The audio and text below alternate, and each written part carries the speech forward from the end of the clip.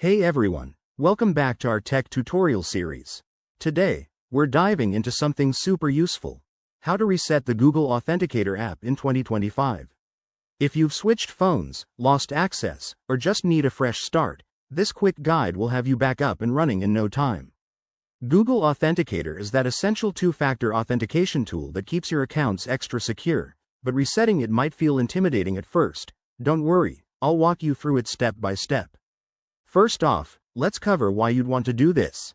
Maybe your old device is gone, or you've run into sync issues. Either way, resetting means relinking your accounts, so make sure you have access to your Google account and any backup codes handy to avoid any headaches. Alright, let's jump in. Step 1.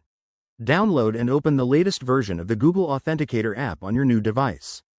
By 2025, it might have some updated features, so ensure it's up to date from your App Store.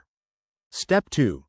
Once the app is open, tap the plus icon to add a new account. This is where the magic happens. Step 3.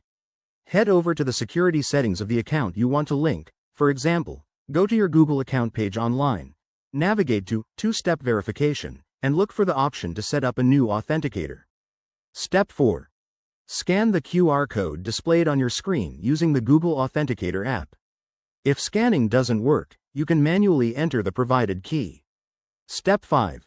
After adding the account, the app will start generating codes.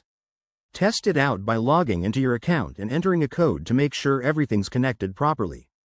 If you hit any snags, like the app not syncing, try restarting your device or checking for app updates. Remember, security is key, so always keep your recovery options in mind. And there you go. That's how you reset Google Authenticator in 2025. It's straightforward once you know the steps. If this tutorial helped you out, hit that like button, subscribe for more tech tips, and drop a comment if you have questions. Stay safe online, and thanks for watching.